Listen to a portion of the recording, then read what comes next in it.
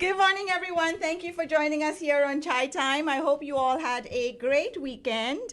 I'm really excited today because I have a guest host with me this morning, and she definitely needs no intro. She's been part of Chai Time for a while. Her organization, Unite and Inspire, is such an amazing organization, and I actually got the chance to go for the event this past weekend and meet so many of the young youths, the volunteers. So let me welcome first my co-host for this morning, Rajni. Good morning, Lenny. Good morning, listeners and viewers.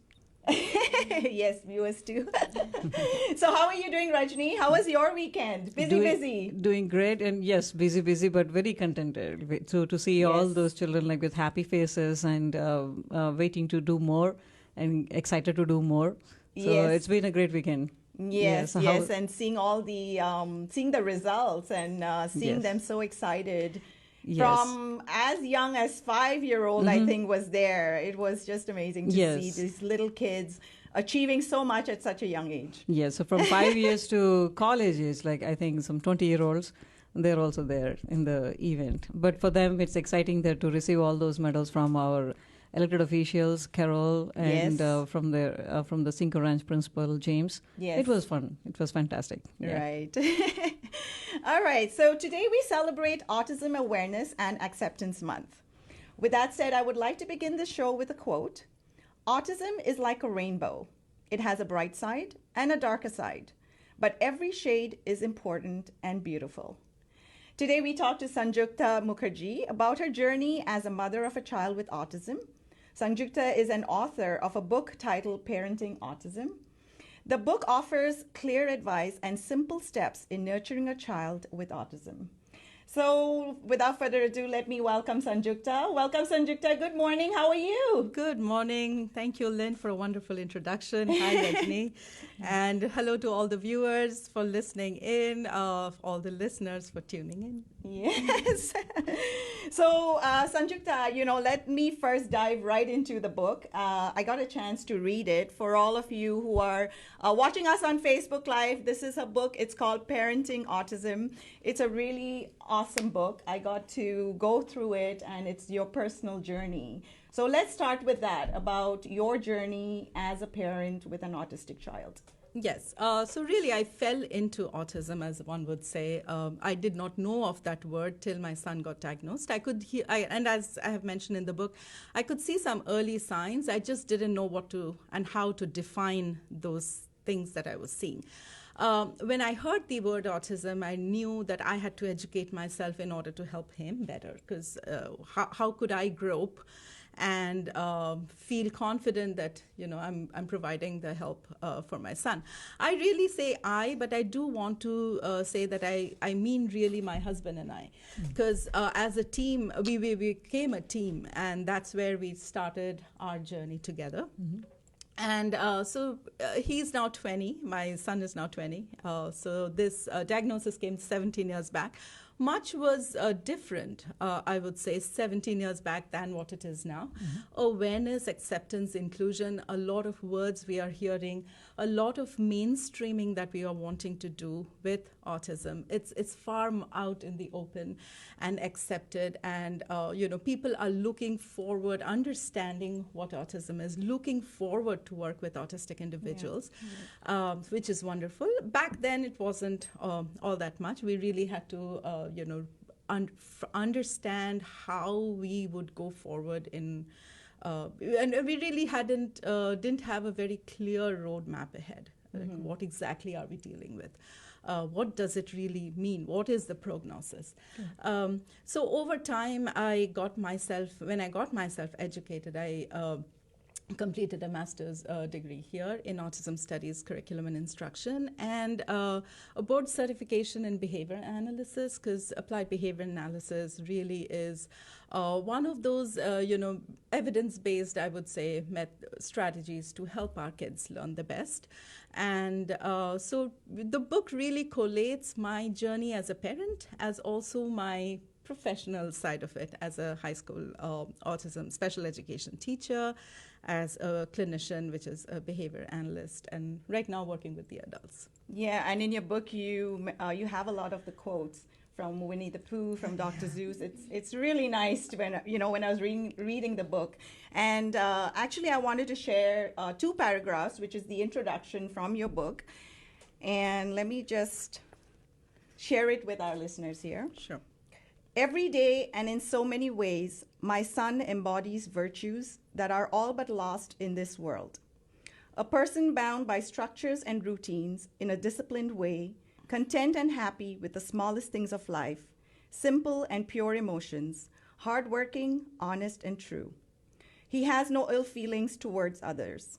He does not know what a lie is. He shows no pretenses. He is all real. How many of us can claim to possess even a fraction of those qualities? And how many of us with special children will put an instant stamp on their loved ones for possessing all of these attributes and more? This journey has been as much of self-realization while trying to parent or teach or train. I have realized that we often talk about our special children in front of them, assuming they have not heard or understood anything that we said. I would like to caution strongly against that. Similarly, as a parent, I firmly believe that our stress rubs off on our children as well. They feel insecure if we are agitated and seemingly out of control in a tough situation. As best as possible, keeping a calm demeanor when things are rough will help our child breathe easier. Finally, keep the faith. I know how tough it can get and how insurmountable the challenge may seem at times, but it does get better. Hang in there. The hard work does pay off. That's amazing. And it's so from my heart, and I really want to, now that I work, with 2-year-olds as well as 50-something-year-olds, I see a lot of this life cycle. I see that curve. With my own son, I'm living it. With the others, I'm professionally, working with them. And I feel a lot of parents with younger children, they'll contact me and they'll say, can you just, see my child for a little bit and say if things would be okay. I think all they are wanting to say is, everything is okay, and we will erase that and buff this corner and cut that and everything. That whole idea of normal. This is how my child will be normal, and I get that, because perhaps there was a time frame that I, as a family, we used to feel, had a different definition of normalcy. What is it meant? What does it mean to have a normal child? And so that's what I wanted to tell parents, that yes, it's a journey, perhaps slightly a detour, or what you didn't think about. We don't think about these things. Life happens though. But hang in there, keep your faith. Don't worry about what is normal, societal benchmarks, measurements, standards. Our children are way beyond all of that. And they give you, it's not just my own son, my students, my clients. I am so extremely proud of every single one of their achievements. I can tell you which kid sounded the letter B for the first time and which kid read a sentence for the first time, because all of those achievements meant to me as much as my own son, whenever. And I know this and I can state this for so many special education teachers, therapists, professionals, other clinicians in our work. And we really celebrate every little achievement. And I see, sometimes I feel I possibly don't do that so much for my younger one, because so much is expected of her. She is supposed to get that 95. She is supposed to go do that. And I feel I want to catch myself and, retrace that. all children, let's, why put them into that, benchmark of God knows what we think are normal. That should be the standard. I have a question here. Now that you're mentioning about your son being diagnosed at 3 years age, and then you often come across these children and parents coming to you with this question. Yeah. Do you think parents are in denial mode at the beginning, or what is your take on that? What do you suggest about that? How to look at it? Yeah, and I'll try to say this very nicely and softly and gently. But yes, many parents are in denial mode, so there you go. Yeah. I personally felt always that if I was having some concerns, whether as a parent or as, as an educator, there were some reasons for those concerns, right? There are some things that I'm seeing which is a little off. Correct.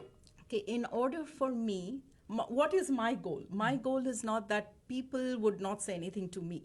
My goal is that my child will flourish and thrive in the best way possible, right?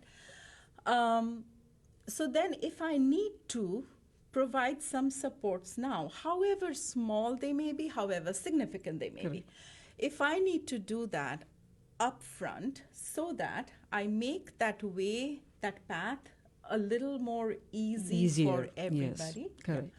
Just so that this child thrives and is successful just the way he or she is meant to be. Life is easier. I don't have to worry.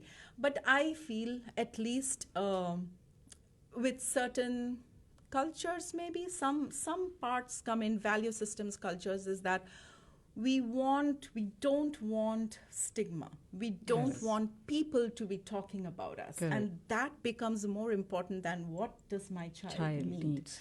So I think, to me, I have been very, very upfront, and so has my husband, from very early on, is that if I share my journey, maybe I learn from a few others, and maybe I'll pass on something to somebody else who may also benefit. I just don't know, but that may just happen.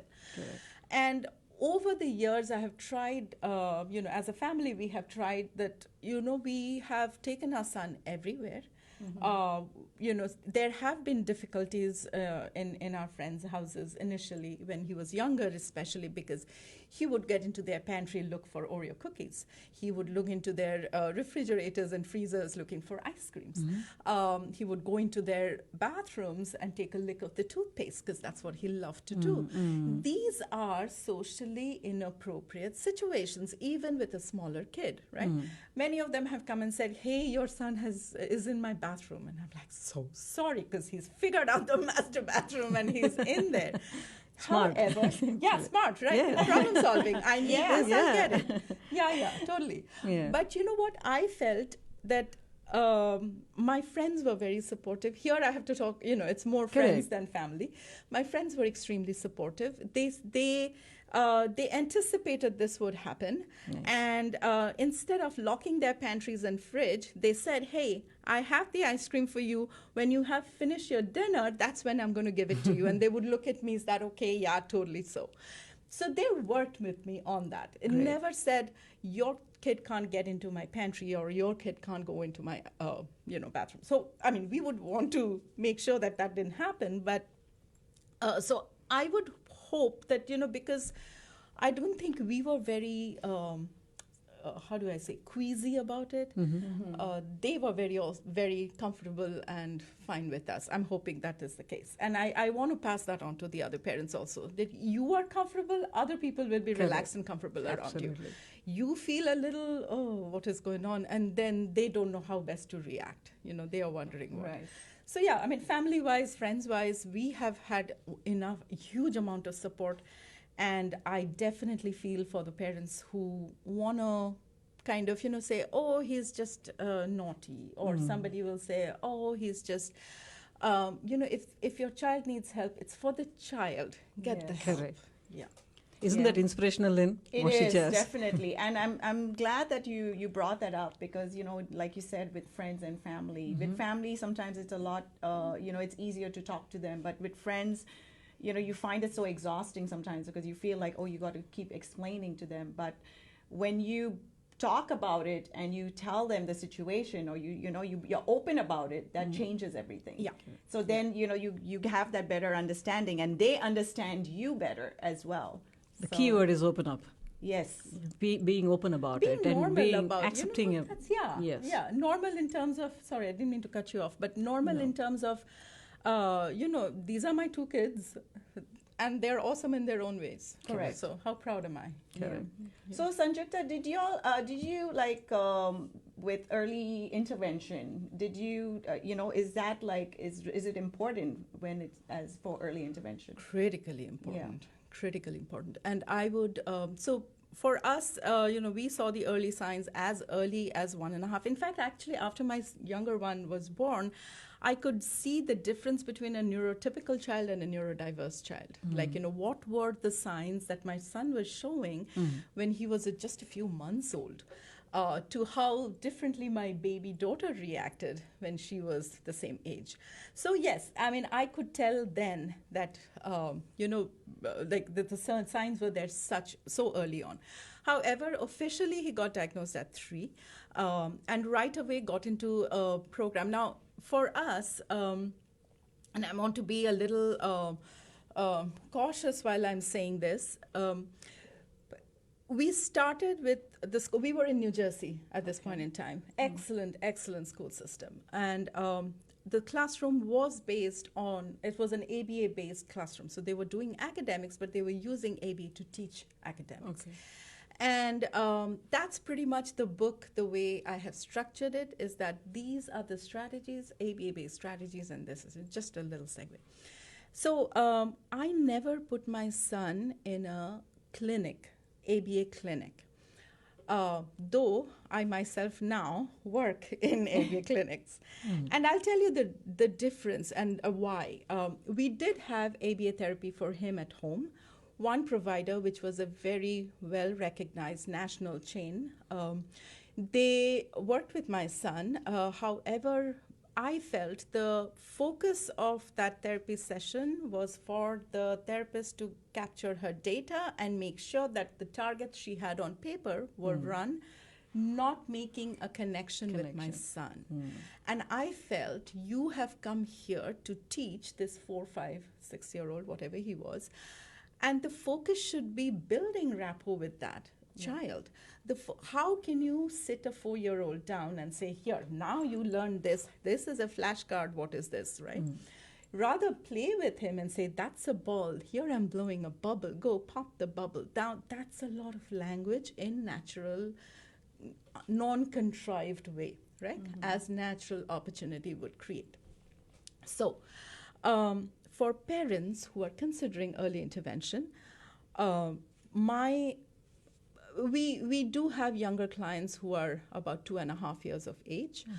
If they do come to the clinic that early, I would not recommend a 6-hour, 7-hour long therapy day. I would recommend at best a 4-hour therapy day, and then let the child, 2-year-old, 3-year-old, live their life. Engage them in sports and activities and dance classes and what have you, just like, or rather just go out and play in the playground, right? Just like any other 3-4-year-old. We don't need to saturate therapy. However, an early intervention is the foundation of everything. Every skill builds on that. And I have thought this long and hard because I felt that there were some things that I did not like when my son was that age and therapy was occurring. So how do I take care that I don't do it to other people's children, right? As a professional, correct? And so when I train my therapists and when I train my teachers, what I try to tell them is, today you're in the clinic. Clinic is a very restrictive environment, not physical restrictions, functional restrictions, support-wise. Because in every clinic, you have one-on-one individual therapy going on, right? With one child, you have one adult at all times during the day. Highly, highly supported, right? You have to think about from this, and that's a bubble, right? Life doesn't work like that. Correct. So we are trying to establish independence. We are trying to establish self-sustenance, correct? Ultimately, that's our goal. So if I'm in the therapy, what do I work for? My next lesser restrictive environment, which is a classroom. Because here now, I don't expect that if I'm 1-in-1, I can do extremely well in a 1-in-20. Some kids do. But reasonably, let's say if I have a 1:5 ratio, I should be able to thrive in there, right? So I'm always preparing them for the next lesser restrictive environment. From school, from a restrictive special education class, maybe some inclusive general education classes.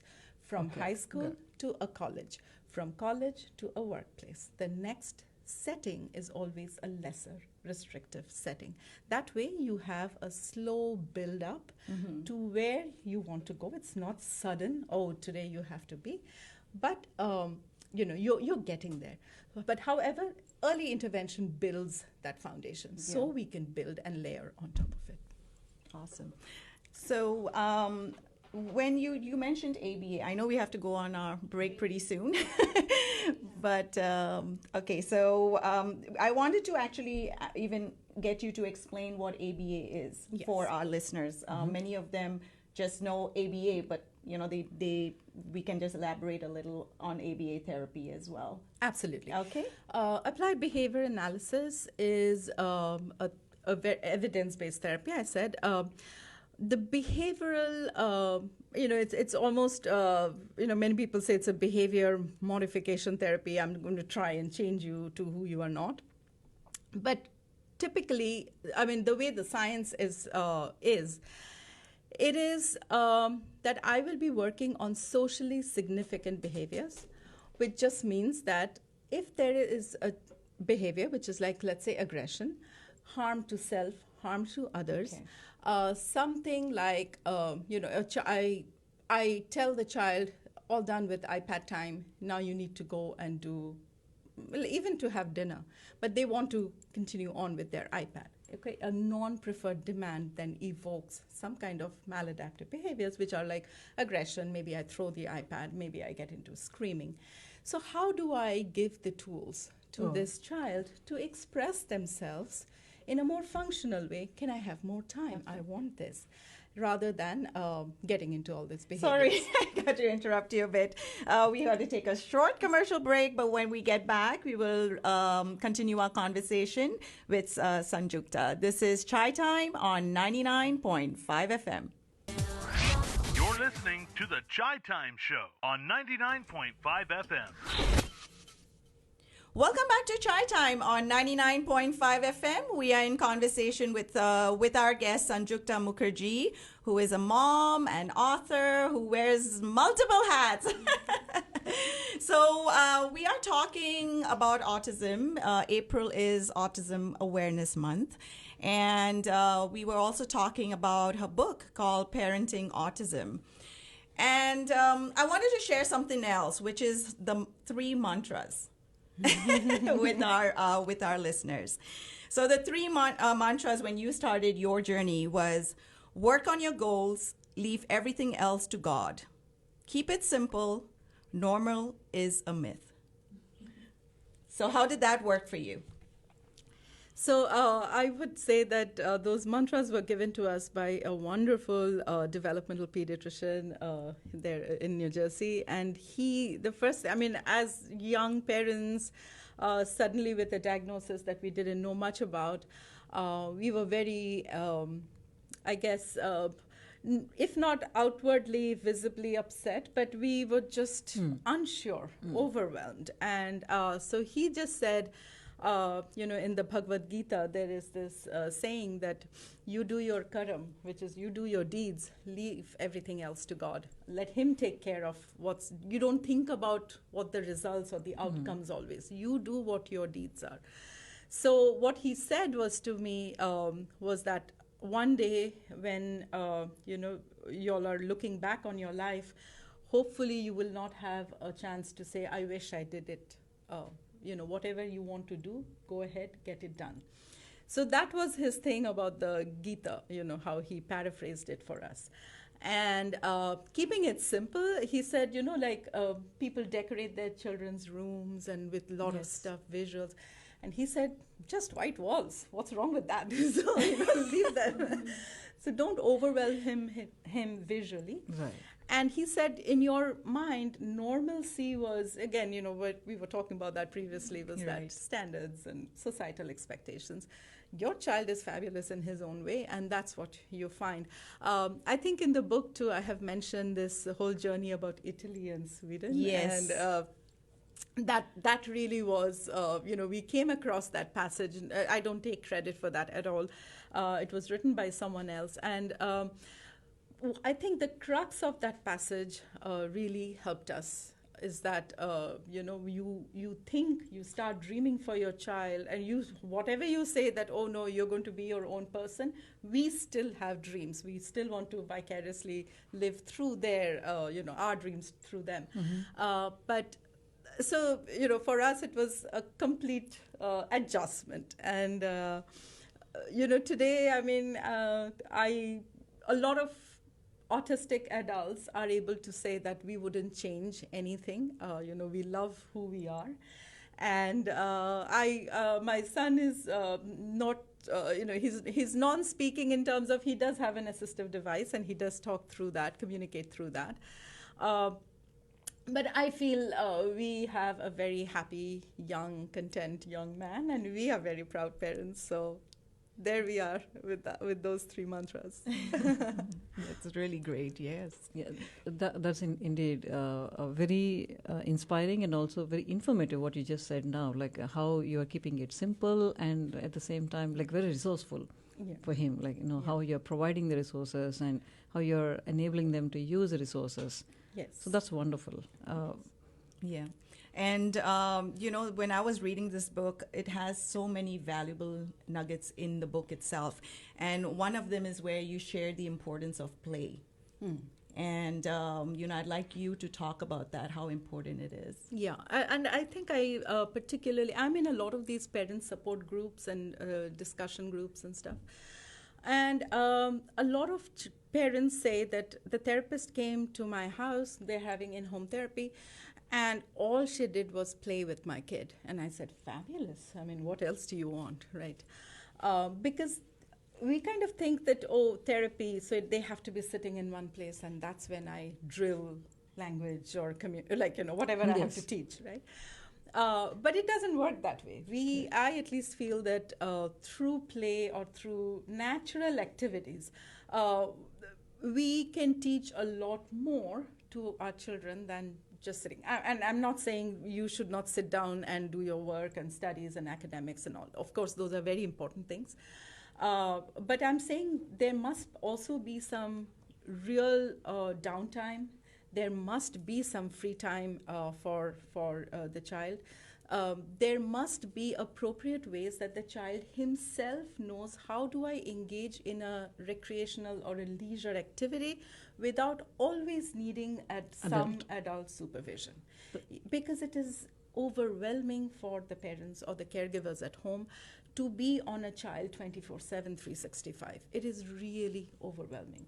And if I have my child sitting and appropriately engaging in an activity without me having the worry, did he get into trouble? Did he hurt himself? Did he, create something for somebody else that was undesirable?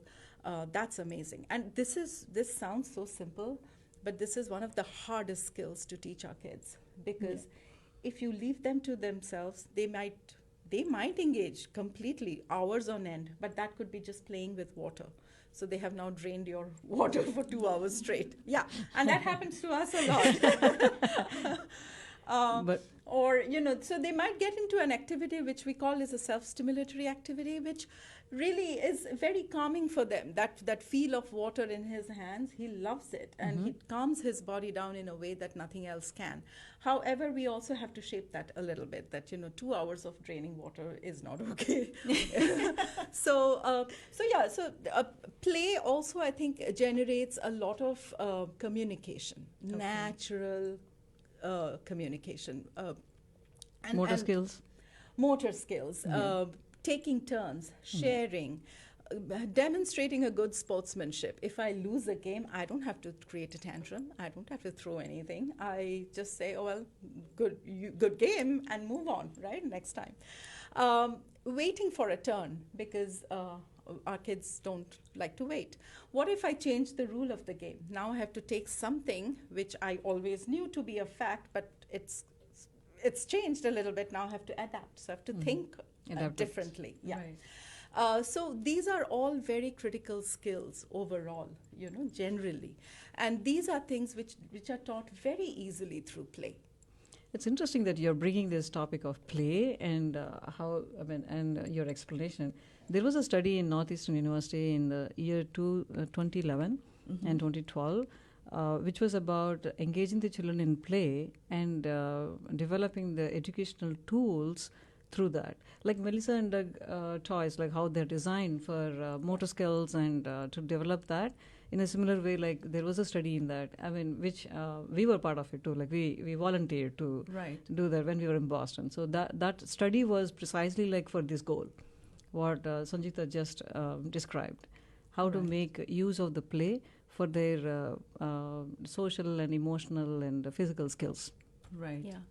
For very young children, emotions, body parts, how do you dress for the weather? Like, you dress a bear, you dress like, how do you, plan ahead, right? Mm-hmm. All of it can be done so much, can be, I feel every goal, every child, whether that's, whether that's a communication goal, a social skills goal, whether that's an adaptive behavior goal, we can target through play. Correct. Just natural, not a contrived, but natural opportunities. So just amazing. Yeah, and that's what is included in schools. Mm-hmm. Yeah. Right? So that is an important tool and important thing to have in schools, and that's why they encourage that as well. Yeah. Often what goes unnoticed is the reason behind that. Yeah. Why they're introducing this? Why are they doing this? In fact, the play, the component what you just described, it happens in the early intervention for any child. In fact, as far as I know, because I know the preemies also were put through that, and then just to diagnose like as to how this child is behaving through this play method. Like, the skills and all that. So it has got a lot of importance in the growth and development of the child. This component of studying the child through play. Yes, absolutely. Yeah. Joint attention, we say, is another one. How is the child engaging with you when, let's say you're reading a book. Is the child engaging with you when you're reading a book? So that's are you talking about different elements of the book, or the child is not really quite with you? You're reading it, but he's not quite with you. So a lot of it, we take these in our assessments to kind of get that benchmark level. So do you suggest any other educational enhancements that they can do, parents can do for the children at home, especially because of COVID? For a longer time, they were stuck at home. And now there is a little bit of a hybrid environment, like where they're doing some online and some in person. So what will be your suggestion, for the parents at home? So, home, I feel, is this is the natural environment, right? Whatever we train in our clinics, we want to see that those skills are getting transferred over at home. At home. Okay. So we call that a generalization. So many parents will say, they are wonderful at school, no problems. Look at home. Or vice versa. They are good at home, not so good at school. Okay. So we know that, we call it contingencies, right? That particular setting has some traits, correct? Okay. Some characteristics. And whether a child thrives in that or not. It thrives in terms of, let me get back to the ABA part a little bit. ABA works on positive reinforcement. What do we mean that? That when I behave, when I'm talking to you, you are nodding your head. You're looking at me. You're looking at me. So I know that y'all are giving me positive encouragement, right? Positive reinforcement. That whatever I'm saying, y'all are agreeing. You verbally, body language-wise, right? Similarly, when a child, does the desirable behaviors, we positively reinforce, not just by handing cookies and, gestures. Gestures, high five, wonderful job. Hey, that was amazing. In school, teachers will say, lunch with the teacher today. You are the line leader. Positive reinforcement, right? Correct. Okay. So now, let's say at home, if some behaviors are getting strengthened, positive reinforcement will strengthen a behavior. Some behaviors are getting strengthened. Even if those are negative behaviors, we are inadvertently attending to some behaviors, which is making it go up. At school, those are not really. So why? Home is our comfort space. Home is where we are ourselves. So I can just say, hey, no, I want water. Okay, fine, come. I'll give you water instead of you come out, say nicely, whatever. We're not always, in a very strict mode at home. At school, they can't tell the teacher, get me water. Nothing will happen. So we want to see that, when children are learning the communication part of it, when the children are learning basic acquisition skills, we want to see them generalize at home. A lot of time, what I tell parents is that you don't have to do it the way we do it in a therapeutic way. Your mom, be a mom. However, have chores for them at home. Have a particular schedule. Okay. If, like just in school, we are used to our kids being in a schedule. At home, that kind of falls apart a little bit. When the child is learning, that's when, those initial phases. Have a schedule. Have activities which involve other people, other children outside of the house. For instance, adaptive sports. Because now you're taking directions and you're following it, perhaps in a group. Now you're thinking about team. You're thinking lots of these gross motor, fine motor skills. You're working towards something, and it's not just only about you. It's about others as well. So that's when we try, I will not always say that study, or, sit in one place and academics, right? I would just say that if you're taking up a concept, make sure that, we are learning that concept using various modalities. Right. That's good. Yeah. And overall, I do want to say this for our adults, and simply because we were talking about, talking about transitions, right? Correct. Talking about preparing for the next lesser in a restrictive environment. Correct. So one day we would be graduating out of schools. One day we will have to think, now after school, where do I go? Yes. And what are the skills that would be most required? Right? So we then talk about this whole gamut of skills, perhaps called the executive functioning skills, right? Executive functioning, there are about 7 executive functioning skills that are extremely critically important. Adaptability, self-control, self-regulation, planning. So these are things we can inculcate in our children from early on. I don't have to wait for high school graduation to teach how to plan, how to be timely, and how to be organized. I can do that early on. So overall, if you think about the executive functioning skills, we can start those early on with younger children. And to me, that's behavioral aspect is, I feel, a lot of, I want to give it a lot of importance with for our kids. Okay. So definitely enhance it. Now that you're talking about the transition, there's one important question that I have. Yes.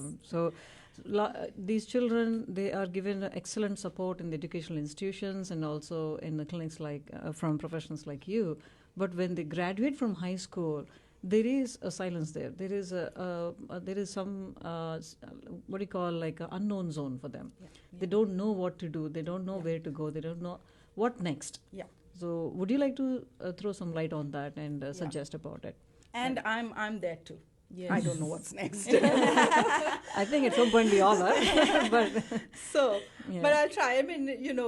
Whatever little I have researched, and how, as I work, I know I'll gain more experience, so I'll be able to talk about it better even. But so far today, my son's 20, as I keep saying, and he will be graduating in another year's time. So then what? We call it the pathway to graduation, right? After graduation, typically everybody goes to college. For our kids too, because the spectrum is so vast and so different strengths and different deficits, if I may say, strengths and needs for different individuals. There would be some who would graduate and go to college, regular college. Now, institutions like University of North Texas, Texas A&M, I think Texas Tech, they have specialized programs.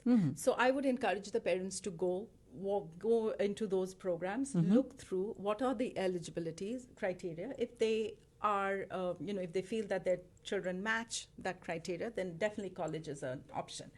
This college can be anywhere between 2 to 4 years. Okay. So it's an integrated college. I would strongly encourage internship and hands-on work component in that program. That when you're looking for a program, it should not be just 4 years of college with internships and hands-on work experience. Because now that's the lesser restrictive environment we're going to go to, workplace. Okay. There are some who would not be possibly able to go to a college. There are community colleges like HCC, the Lone Star Education System, and they have, again, another specialized program. HCC VAST is actually quite a well-known program here in Houston. And again, look through those programs if those are, are a good match. There are some day programs which are primarily vocational training kind of settings for some of the kids who will not be going to college. Again, if it is a particular skill area that your child has always excelled, let's say they were fantastic in matching, then you're thinking about a vocational training program wherein they can stock shelves in the groceries. They can put the gift cards, those gift cards. Right. You like a real-life job. Stock and match, correct. So there are many organizations, again, around, I won't say many, some organizations around our area which would be providing these kind of vocational training opportunities. Brookwood is one of the most noted programs around here. It's in Brookshire, and I would encourage everybody to just go and, their cafe is beautiful, their nurseries, go support them if you can. I'm not paid anything, I just have that program. No, you're talking as a parent and also as a professional, which we understand totally. totally. As a parent, I am looking for my son, so yeah, that was one question, if I may ask, like all the parents look for, do you think any of these offer any scholarship programs or supportive? Okay, that's a great question. Yes. So now when your child is going to graduate, you know that, the state offers a lot of waiver programs called the waiver programs through the HHS, the Health and Human Service Commission. Okay. Now, in Texas, these waiver programs are 12 years long, the wait list. Get your child in there as quickly as you can, okay? Even if So they're that's in a very elementary important school. information. Huge. Yeah.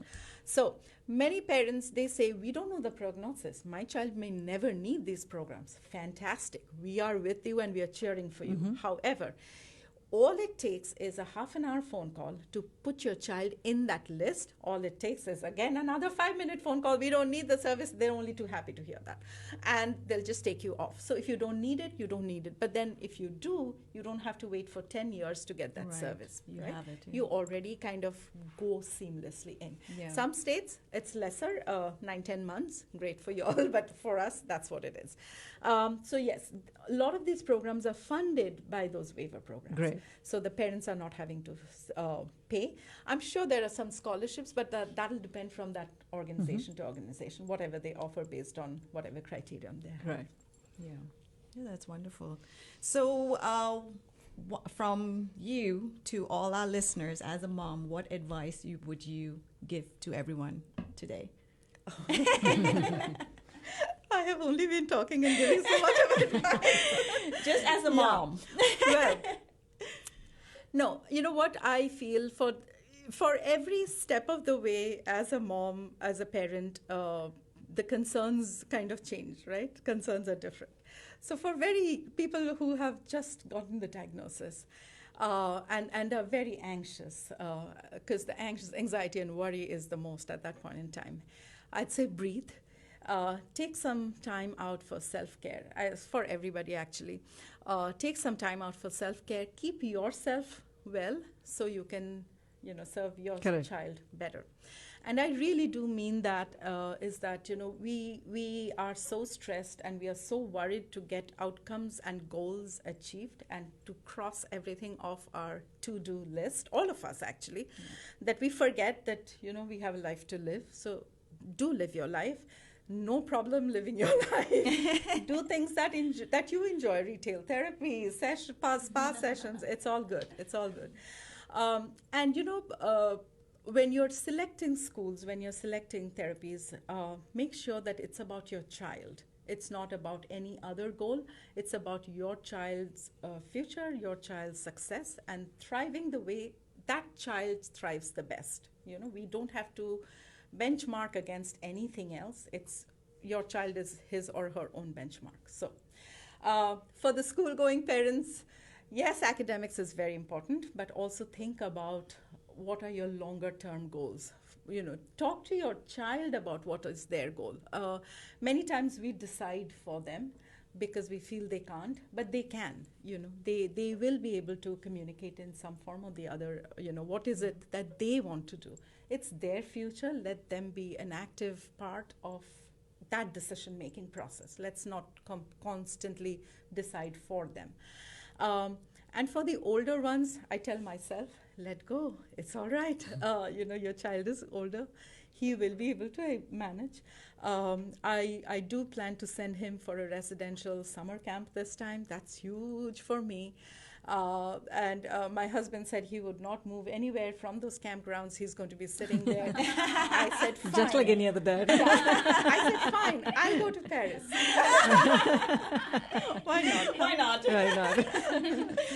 So yeah, but let go. They're getting older. They will have to live their life, and they have to prepare for the time that we won't any longer be on Correct. Earth to hover about and do all of that for all of them. It's better to kind of set them and see how they are handling life without us around. Mm-hmm. I think my major goal is that I should be defunct in his life. He should not need me. That's when we have achieved Right. what we have Right. wanted to achieve. And that's what it is. Let go. I think that holds good for every parent, for every child. Right. Yeah. Right. And every dad is like him, so don't worry about Oh, him. no. He's, yeah. He wouldn't leave. Thank you so much for joining us this morning, Sanjukta. It was a wonderful conversation, and thank you for sharing, so many tips as a mom, and helping our listeners. I'm sure there are a lot of people who have tuned in this morning and have really gained a lot of knowledge about autism, understanding about autism as well. So we really appreciate you. And my dear friend, Rajni, thank you for taking the time out, co-hosting with me. And we'll be First doing time. this more often. But thank you so much, Rajni, for joining us this morning. Thank you, Lynn. Thanks for the opportunity. Personally, I feel very happy to be part of this because we all, in you and I, we do activities and educational workshops, especially for focusing on the special need kids and youth. So for the self-sustenance, what Sanjukta just described, and for all the work what our volunteers have been doing and we have doing, and personally, I am